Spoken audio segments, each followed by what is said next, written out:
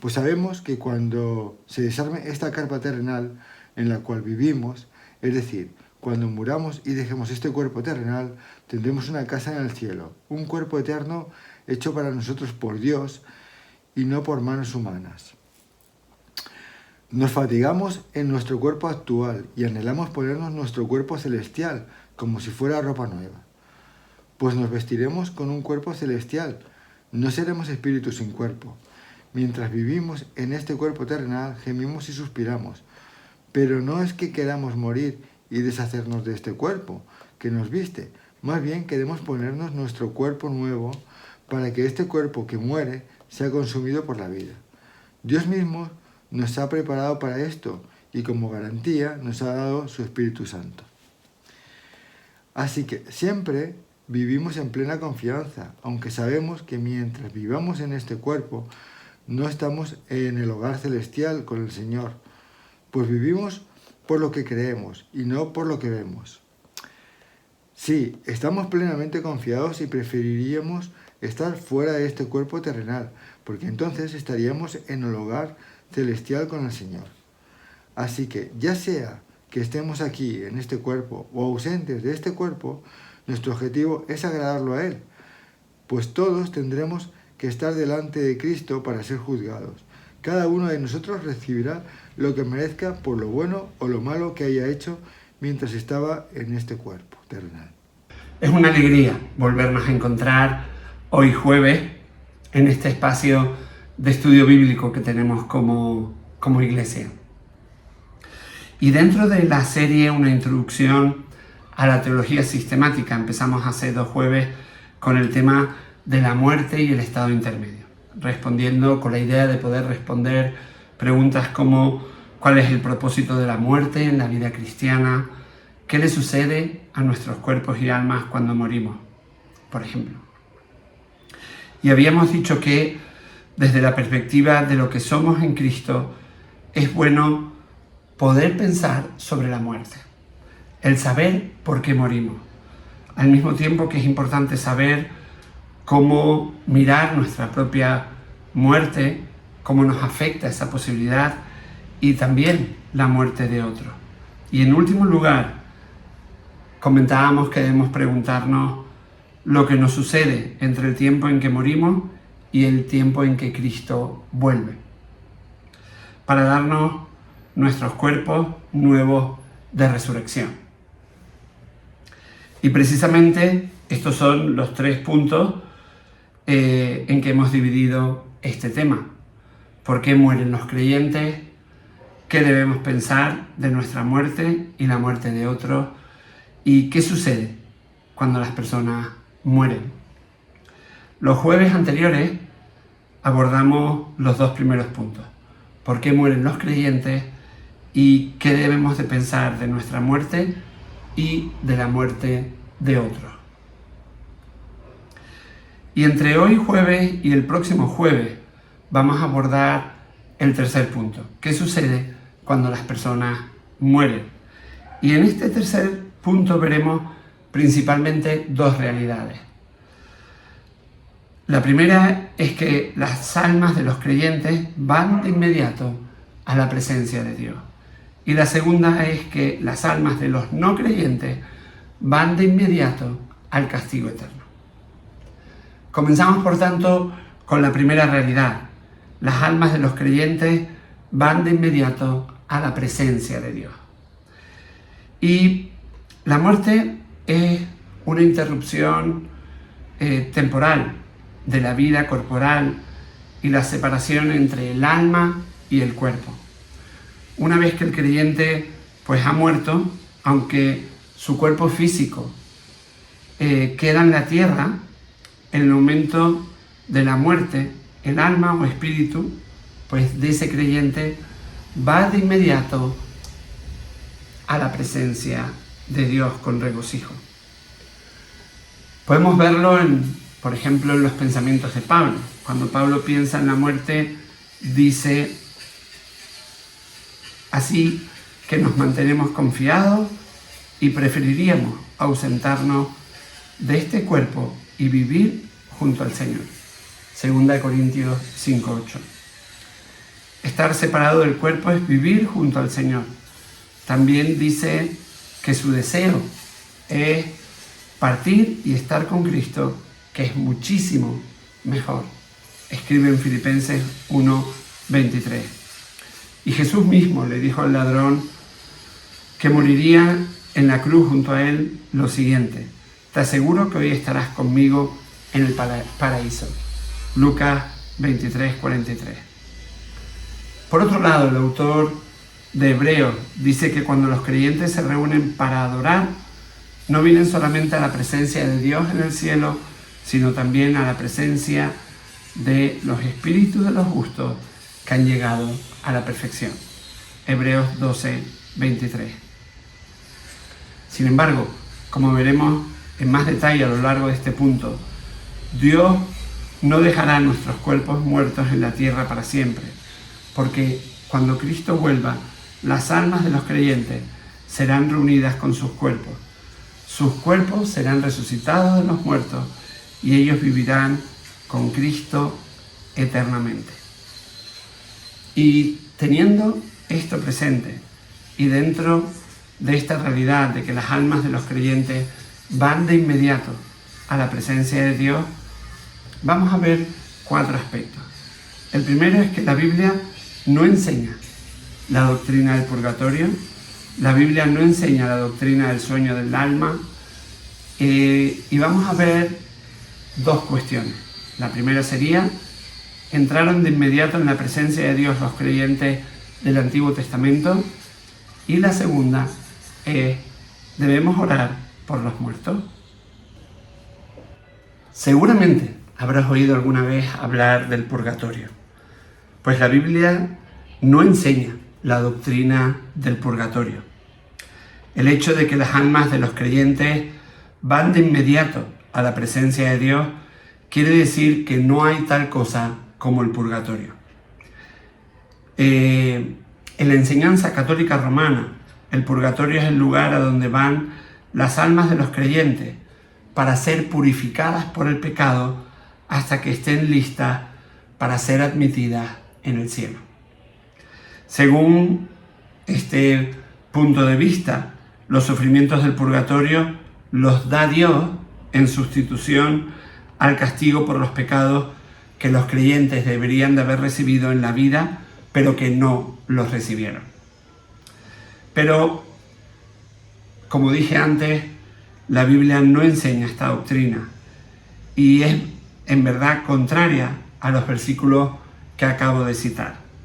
La Iglesia Católica ha hallado respaldo para esta doctrina no en lo que consideramos la palabra inspirada, las páginas de las escrituras canónicas y como los protestantes las han aceptado desde la Reforma, sino en los libros y escritos apócrifos, particularmente en 2 Macabeos 12, 42 al 45, que dice lo siguiente: Judas Macabeo, dirigente de las fuerzas judías, recogió unas 2000 monedas de plata y las envió a Jerusalén para que se ofrecieran un sacrificio por el pecado.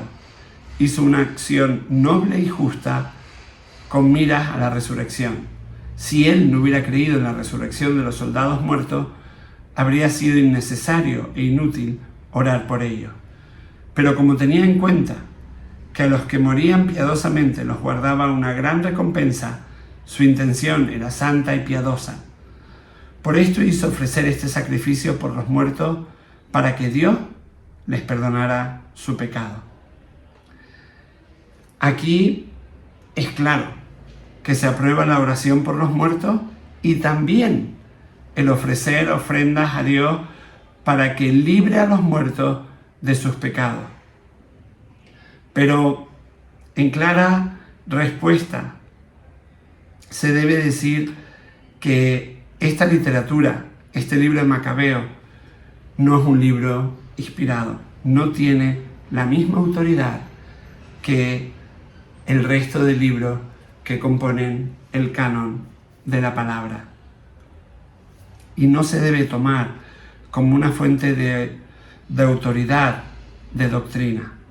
Es más, contradice claramente las afirmaciones en cuanto a partir y estar con Cristo, y por consiguiente se oponen a la clara enseñanza de las Escrituras del Nuevo Testamento.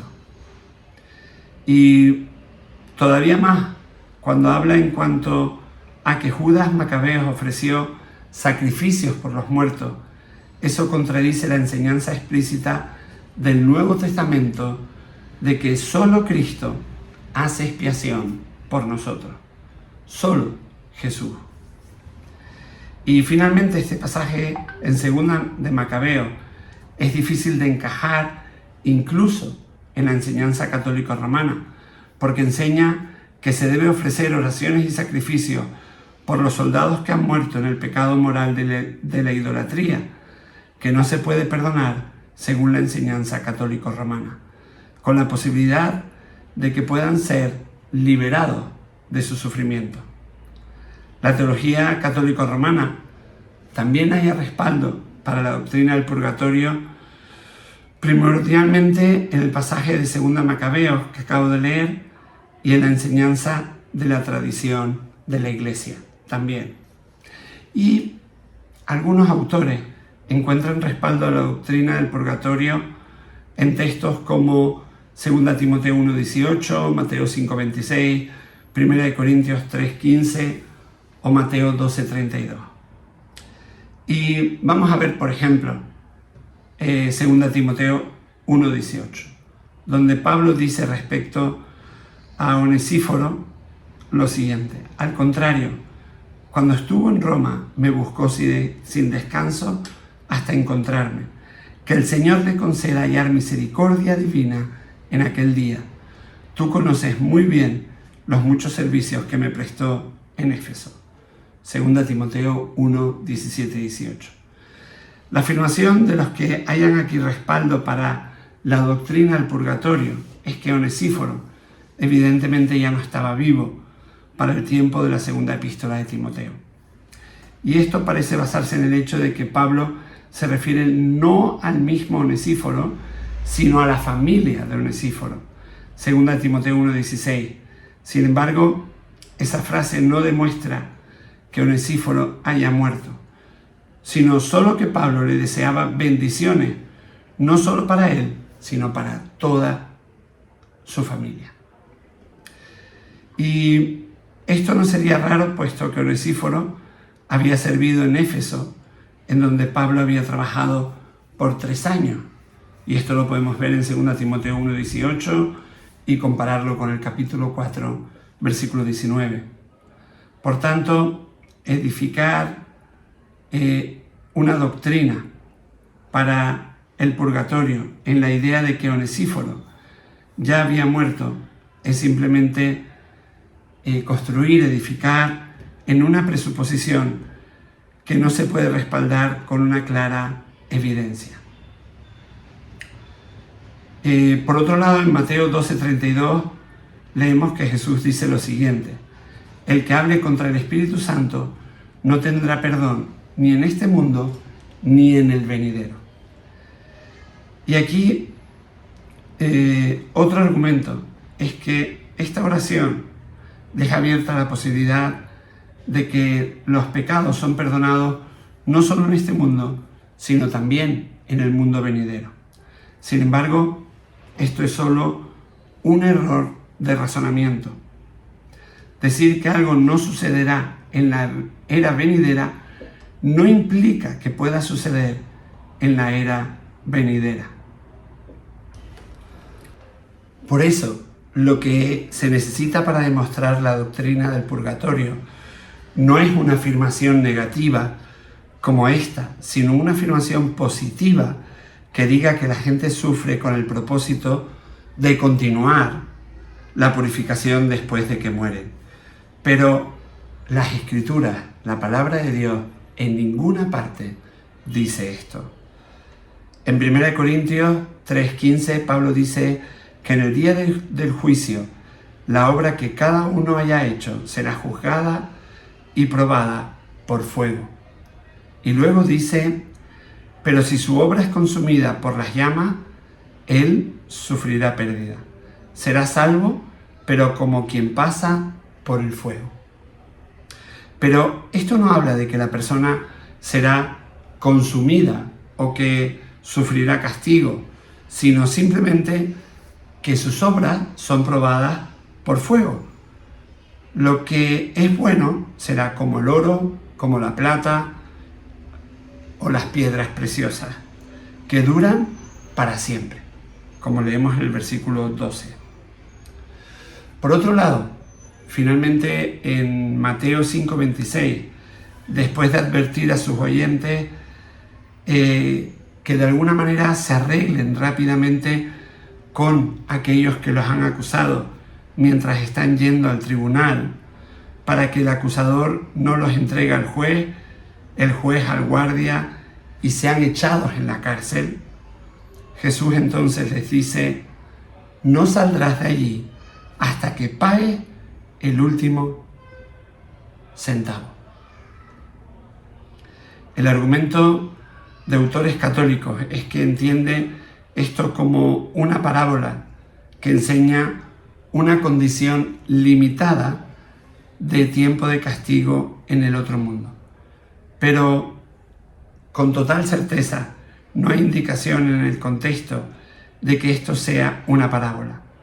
Jesús está dando una enseñanza práctica en cuanto a la reconciliación de los conflictos humanos y el evitar situaciones que naturalmente lleven a la cólera y lesión personal, como leemos en Mateo 5, 21 al 26, que voy a leer.